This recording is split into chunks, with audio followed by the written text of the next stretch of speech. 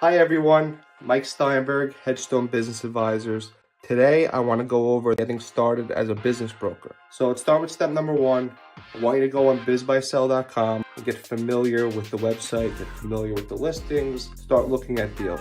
Step number two, I want you to pick an industry. I'm going to make an example. I'm picking a pizzeria industry. I'm located in Long Island. I'm looking at all the pizzerias for sale in Long Island. Step number three, I'm going to look at these listings on Long Island. I'm going to call the brokers.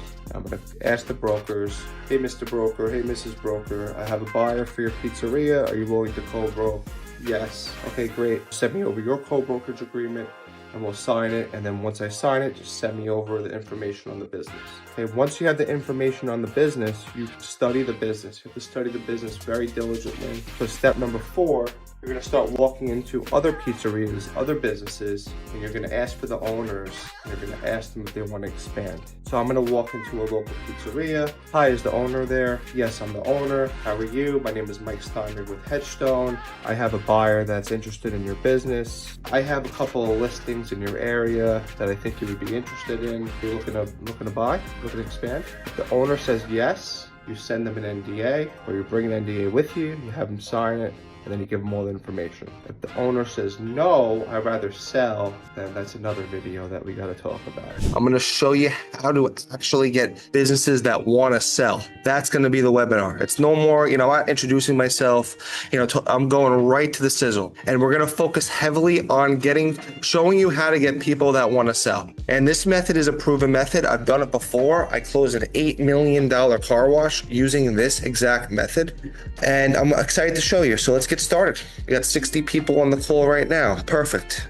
So smarter cold calling, how to source deals through the front door and reach owners who actually want to sell. Warm leads. How do you get your message to a warm seller? You've got the perfect pitch, but you're screaming into a crowded inbox.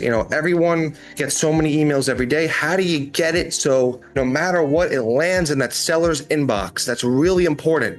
Everyone can send an email. We're not sending emails. I'm not showing you how to send emails right now. I'm showing you how to scale and work smart. So this method is called contact form prospecting. You're going to use a business's own website contact form to send your message straight to the owner. It's simple, it's direct, and it's a crazy effective way to do it. I get a 3 to 5% rate. Same message, two very different doors. Everyone sends emails, but what we do is we go into their website and click on their contact form and send them a message. And then it automatically goes right to the top of whoever's handling that inbox. The playbook. So this is the playbook. I'm going to show you guys how to do it. And I hope this helps you with whatever business you're doing. This is how you get to a business owner as effectively as possible. The whole thing on one slide. We're going to go over the targets. We're going to message them. We're going to submit a track and we're going to amplify.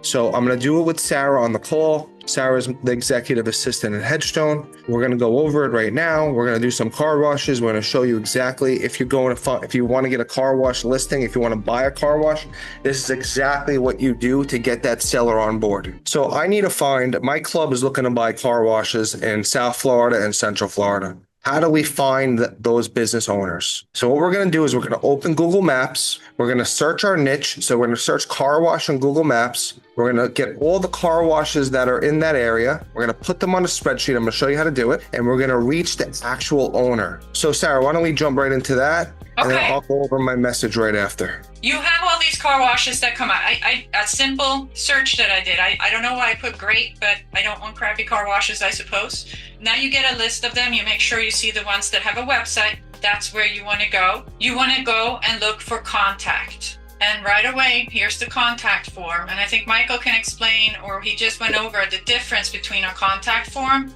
or sending the email directly. Can I jump into my message on what to say on the contact form? Yes. Okay, I'm gonna share my screen one more time on my side. Take it over. When you get to that contact form, this is the message that works. This is the message that, I've been through a million messages. This is a message that really works. Hi, and then you can put twins, whatever it is. If you know the owner's name, you can look on Google reviews. Sometimes the owner's name is there. You put the owner's name. That's even more personable. For now, you can put in Hi Twins Car Wash. I represent buyers actively acquiring car wash businesses in Central Florida. If you ever considered selling, I'd welcome a brief confidential conversation. When are you available to speak? That's the message. It's that simple. All right, guys, we're going to get started. Today, we're going over how to source car washes, what to look for in car washes, how to structure deals, what expenses to look for, and everything you need to know about the car wash space. So these are the income and expenses to look for in the car wash business. When you focus on the income, you focus on membership. How much membership does the car wash have? You focus on the credit card sales, the retail credit card sales. Cost of goods, very minimal. Chemicals right now, 30 to 35 cents a car is a good price per car. Anything over that, you're overpaying a little bit. So 30 to 35 cents a car is what I focus on. And then you have your C-store. You know, if you're a full service car wash, you have a C-store. A C-store is a convenience store. You know, you buy your air fresheners, you buy all your goods there, and that's relatively inexpensive. Now, the biggest expense in the business is the payroll. The car wash business is the payroll business. How do you get your payroll if you're a full service car wash to under 33%? That's the KPI I look for on the full service side. Okay, so really quick, 3 types of car wash businesses I focus on. Express exterior, this is the higher multiple. The express exterior multiple, like I said, if you have $1 million EBITDA, you could trade up to 10 times. When you hit 10 million, you can trade 12, 13, 14 times. When you hit 100 million, you could trade over 20 times. Then you have the full service, 4 to 6 times. If the car wash is cash flowing $1 million, you could trade between 4 million and 6 million. And then you have the mechanical hand wash. The mechanical hand wash is similar to a full service, but there's no equipment in the tunnel. The guys are just washing the cars. The water's coming out of the tunnel, and the guys are drying the cars in the tunnel. Much higher labor, but you can have a much bigger average with mechanical hand washes. Self-service, I'm going to get into that. Self-service is basically people come in, like in-bay automatics. Those are trading between 3 and 4 times, 0 employees, but you can't really make millions of dollars in the self-service space. But they are good businesses, good, boring, very boring businesses. What if real estate is included? We'll go over all the different evaluations with real estate. On the express side, the 10X was including the real estate. Where the deals actually come from. So Hedgestone inventory, 50 to 60 car washes we have right now for sale. What a location really makes. So I look at, there's a couple of ways to look at it. If you have a full service car wash, like one of my car washes, it's a $33 average. We're doing about 65,000 cars. So we're doing about $2 million gross.